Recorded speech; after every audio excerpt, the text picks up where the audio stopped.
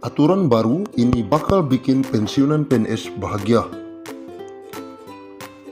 Menteri Pendayagunaan Aparatur Negara dan Reformasi Birokrasi Menpan RB Cahyo Kumolo memastikan dana pensiun PNS akan diterapkan dengan jumlah iuran pasti atau purely funded. Terkait pemberian jaminan pensiun, pemerintah akan melakukan reformasi sistem pensiun berdasarkan iuran pasti, kata Cahyo beberapa waktu lalu. Sayangnya, skema ini belum bisa terrealisasi karena pandemi COVID-19 yang melanda sejak tahun lalu. Pemerintah fokus melakukan refocusing anggaran untuk kesehatan dan bantuan sosial atau bansos. Sebenarnya pada awal Januari 2020 sudah ada inisiatif mengadakan rapat di Kemenkeu yang undang Pak Mendagri dan kami juga untuk membahas detail, katanya. Ini tapi karena ada pandemi COVID-19 sehingga konsentrasi anggaran untuk infrastruktur kesehatan dan bansos, sehingga ini belum sempat dibahas tuntas. Perubahan skema pensiun ini dilakukan sebagai salah satu langkah untuk memberikan uang pensiunan yang lebih besar kepada PNS saat habis masa kerjanya. Selain itu, skema terbaru ini juga akan mengurangi beban APBN. Saat ini APBN harus mengeluarkan anggaran sekitar 120 triliun setiap tahunnya untuk pembayaran pensiunan. Pembayaran pensiunan setidaknya diberikan kepada pensiunan PNS, TNI, Polri yang jumlahnya sekitar 3,1 juta orang. Kepala Badan Kepegawaian Negara Bima Arya menyebutkan pembahasan skema pensiun fully funded masih bergulir pembahasannya di Kementerian Keuangan, namun akan segera selesai agar bisa diterapkan dalam waktu dekat. Skema dana pensiun PNS Pay As You Go yang masih berlangsung hingga saat ini adalah skema dana pensiun dari hasil iuran PNS sebesar 4,75% dari gaji yang dihimpun PT Taspen ditambah dengan dana anggaran pendapatan dan belanja negara. Sementara dengan skema purely funded, uang pensiunan yang diterima PNS akan lebih besar karena iuran yang dikenakan adalah persentase dari take home pay yang jumlahnya lebih besar. Sehingga yang pensiunan yang diterima jumlahnya akan lebih besar dari skema saat ini. Skema purely funded selain diambil dari persentase THP, pembayarannya juga akan dibayarkan patungan antara PNS dan pemerintah sebagai pemberi kerja. Kedepan sistem ini diubah fully funded, PNS akan bayar iuran sebesar persentase dari THP, bukan gaji, sehingga uang pensiun akan mendapatkan besaran yang lebih baik dari sistem Pay As You Go, kata Bima. Skema dapun PNS saat ini, kata Bima, membuat pembayaran iuran PNS sangat kecil karena dari gaji pokok.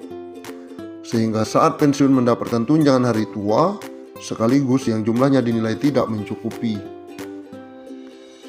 Menteri Pan RB periode 2016 sampai 2018 Asman Abnur sebelumnya lengser dari jabatannya sempat mengatakan salah satu negara yang bisa menjadi tolak ukur dalam melaksanakan skema pensiun purely funded adalah Korea Selatan.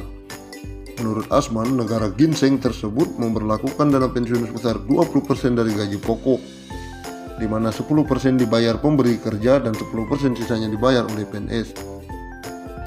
Skema ini dianggap lebih baik dalam memberikan dana pensiun. Sebagai contoh, uang pensiun yang diterima PNS Korea Selatan mencapai 4.000 US per bulan, sementara uang pensiun yang diterima 350 US per bulan.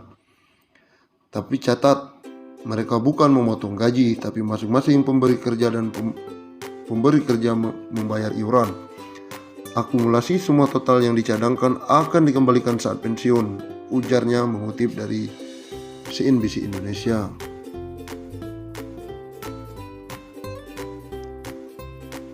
Bahkan tak menutup kemungkinan pensiun pegawai negeri sipil atau PNS mendapatkan tunjangan hingga 1 miliar. Berbicara saat penandatanganan komitmen pembangunan mall pelayanan publik, Cahyo mengaku berbicara dengan PT Taspen apakah mungkin pensiunan PNS mendapatkan tunjangan hingga 1 miliar.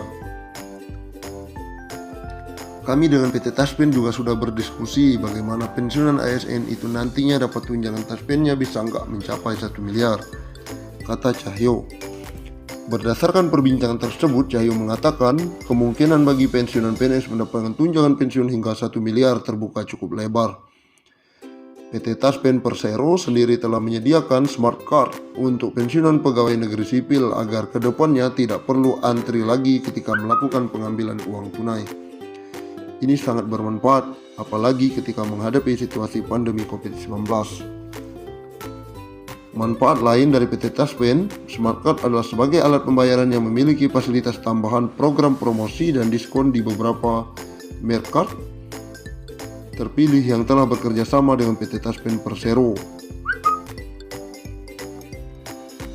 Taspen melakukan kerjasama serentak dengan seluruh bank pemerintah yang telah ditunjuk untuk bekerja sama.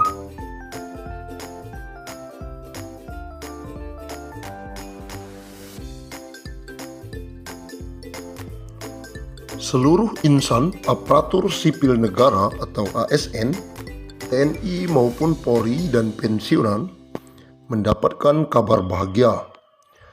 Pemerintah memastikan akan memberikan insentif tambahan.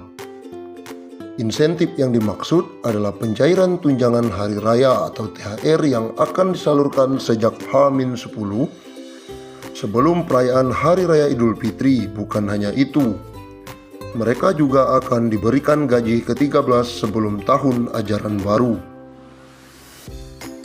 Menteri Keuangan Sri Mulyani Indrawati dalam konferensi pers secara virtual memastikan pemerintah telah menyiapkan alokasi anggaran. Besarannya bahkan mencapai 30,8 triliun. Untuk ASN, TNI, Polri, DIPA-nya 7 triliun. Untuk ASN daerah dan P3K dialokasikan sebesar 14,8 triliun. Dan untuk para pensiunan dialokasikan anggaran THR sebesar 9 triliun, kata Sri Mulyani akhir pekan lalu. Adapun THR yang diberikan pada tahun ini mencakup komponen gaji pokok dan tunjangan melekat. Tunjangan yang dimaksud antara lain tunjangan keluarga, tunjangan pangan, dan tunjangan jabatan atau tunjangan umum. Sementara itu, Bendahara Negara juga memastikan pemerintah akan menyalurkan gaji ke-13 bagi para abdi negara. Insentif yang kerap diberikan setiap tahun ini akan dikucurkan pada Juni 2021 mendatang. Pemerintah akan memberikan gaji ke-13 yang pelaksanaannya akan dilaksanakan pada Juni 2021. Ex-Direktur Pelaksana Bank Dunia itu mengatakan besaran gaji ke-13 yang diterima ASN